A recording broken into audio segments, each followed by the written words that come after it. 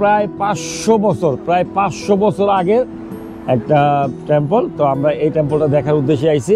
এখান থেকে আরেকবার দেখেন, এই যে গেটটা দেখেন। যেতে কথা হবে, চলেন আগে গাড়িতে উঠি।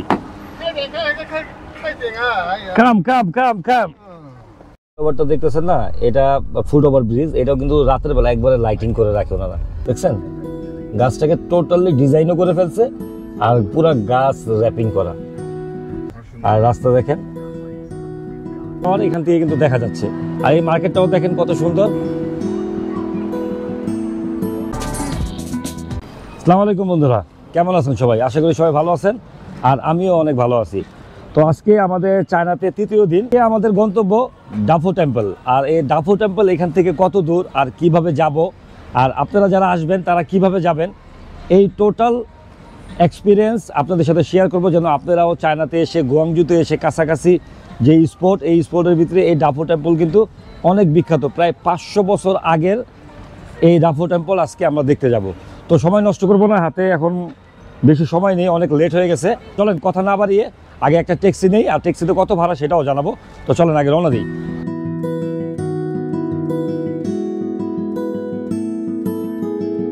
আমরা ট্যাক্সি নিয়ে নিচ্ছি, কিন্তু ট্যাক্সিতে কত ভাড়া এটা এখন বলতে পারবো না, যেহেতু আমরা মিটারে যাব। আর আপনারা যারা যাবেন সবসময় চিন্তা করবেন যেখানেই উঠবেন কিন্তু মিটার ছাড়া যাবেন না, আগেই বলবেন যে মিটার মিটার। এই যে ট্যাক্সিটা নিয়ে নিছি, এখন আমরা ডাফো টেম্পলের উদ্দেশ্যে বের হয়ে গেলাম। যেতে যেতে কথা হবে, চলেন আগে গাড়িতে উঠি। কাম কাম কাম কাম ওভারটা দেখতেছেন না, এটা ফুট ওভার ব্রিজ। এটাও কিন্তু রাতের বেলা একবারে লাইটিং করে রাখে ওনারা। আর এই সাইডটা দেখেন কত সুন্দর রাস্তা, গাছগুলোকে কি দিয়ে র্যাপিং করে রাখছে, মনে গাছকে প্যান্ট পরাইছে এমন একটা ব্যাপার। দেখছেন কত সুন্দর, মানে গাছে একটা গাছকে সাজানো যায়, কিন্তু এইভাবে র্যাপিং দিয়ে মোড়ানো যায় যে এটা ওদের কাছে থেকে শেখা যায়। এছাড়া আমাদের পক্ষে সম্ভব না এত চিন্তা। দেখছেন গাছটাকে টোটালি ডিজাইনও করে ফেলছে আর পুরা গাছ র্যাপিং করা। আর রাস্তা দেখেন একেবারে গুছালো, হরেনটা খুব কম, মোটামুটি কাছাকাছি এসে পড়ছে।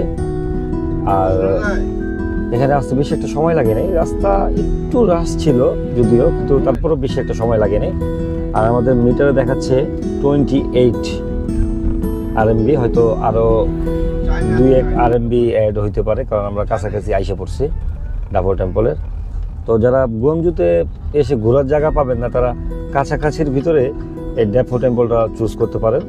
তো এখানে আসলে খুব বেশি একটা পেন খাবেন না, একটা ট্যাক্সি নেবেন, ট্যাক্সিওয়ালাকে বললে হবে ডাফো টেম্পল আপনাদের নিয়ে আসবে।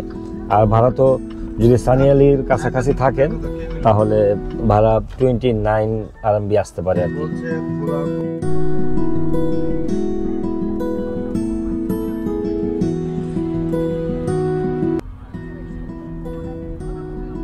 আসলে মাত্র 29 RMB দিয়ে আমরা এসে পড়ছি ডাফো টেম্পল দেখার জন্য।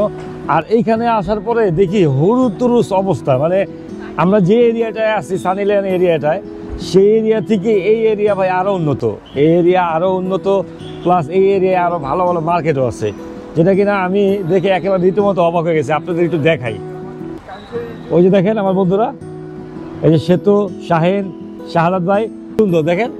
এই এলাকায় আরো সুন্দর সুন্দর মার্কেট আছে, আধুনিক।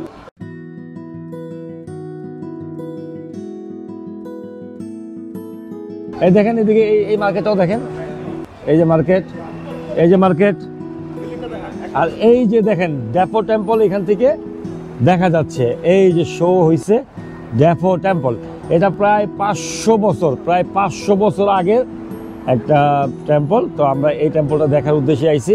এখান থেকে আরেকবার দেখেন, এই যে গেটটা দেখেন, আর পিছনে শুধু টেম্পলটা দেখেন। খুবই সুন্দর ভাই, খুবই ভালো লাগছে। আর এখান থেকে কিন্তু আমরা গতকালকে যেখানে গিয়েছিলাম CTF ফিনান্স টাওয়ার, এখান থেকে কিন্তু দেখা যাচ্ছে। আর এই মার্কেটটাও দেখেন কত সুন্দর। তো ঠিক আছে, আমরা কিছুক্ষণ পরে ভিতরে যখন ঢুকবো টোটাল টেম্পলটা আপনাদের ঘুরে দেখাবো।